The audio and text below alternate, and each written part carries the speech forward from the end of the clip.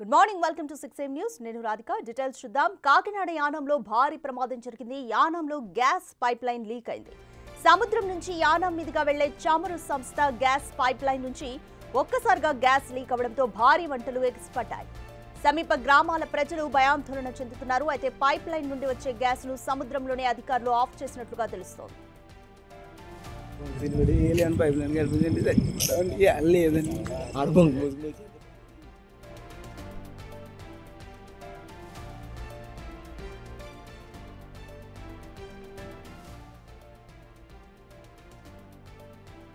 కాకినాడ యానంలో భారీ ప్రమాదం జరిగింది. యానంలో గ్యాస్ పైప్ లైన్ లీక్ అయింది. చమురు సంస్థ సముద్రం నుంచి యానం మీదుగా వెళ్లే చమురు సంస్థకు సంబంధించిన గ్యాస్ పైప్ లైన్ నుంచి ఒక్కసారిగా గ్యాస్ లీక్ అవడంతో భారీగా మంటలు వస్తున్నాయి. మంటలు ఎగసి పడుతున్నాయి.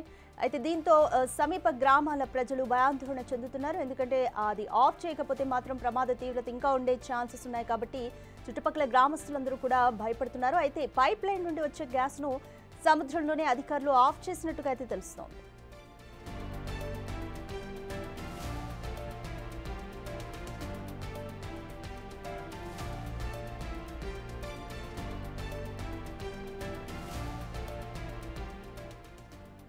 మోర్ డీటెయిల్స్ మా ప్రతినిధి శివశంకర్ అందిస్తారు. శివశంకర్, యానంలో గ్యాస్ పైప్ లైన్ లీక్ అయ్యి భారీగా మంటలు అయితే ఎగిసిపడుతున్నాయి. అయితే ఇప్పుడు సముద్రంలోనే ఆఫ్ చేసినట్టుగా అయితే తెలుస్తుంది. కంప్లీట్ డీటెయిల్స్ ఏ విధంగా ఉన్నాయి? చూసుకున్నట్లయితే రాధిక, ఇదైతే ఒక్కసారిగా అర్ధరాత్రి భారీ మంటలు ఎగిసిపడ్డాయి. గ్యాస్ పైప్ లైన్ లీక్ అవడంతో అందరూ కూడా తెల్లవారుజామున 2:30 గంటలకి అయితే ఈ ఘటన చోటు చేస్తుందని కూడా చెప్తున్నారు. అయితే దీనికి సంబంధించి పుదుచ్చేరి యానం సంబంధించి పూర్తి స్థాయి అయితే దీనికి రిక్రూట్ చేసే దీనికి ఏదైతే రిపేర్ చేసిన సంబంధానికి దీనైతే పూర్తిగా దాన్ని అభివృద్ధి చేసే స్థాయిలో అయితే ఇప్పుడు కంట్రోల్ చేసే దానికి సంబంధించి పూర్తిగా అయితే చర్యలు తీసుకుంటున్నారు. అయితే దీనికి సంబంధించి ఎప్పటికప్పుడు కేంద్ర ప్రభుత్వం ఆధీనంలో ఉంటుంది కాబట్టి, కేంద్ర పాలిత ప్రాంతం కాబట్టి పుదుచ్చేరి యానం పూర్తి స్థాయి పర్యవేక్షణ అయితే పెడుతున్నారు.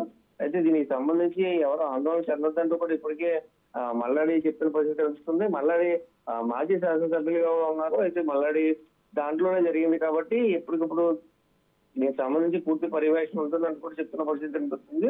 అయితే ఎవరు కూడా ఎటువంటి భయాందోళన చెందాల్సిన లేదు. పూర్తిగా కంట్రోల్ చేయడానికి అయితే చర్యలు చేపట్టాలని కూడా చెప్తున్నారు.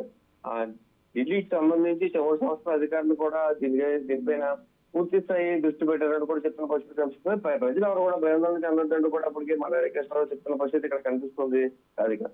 Thank you Shivshankar.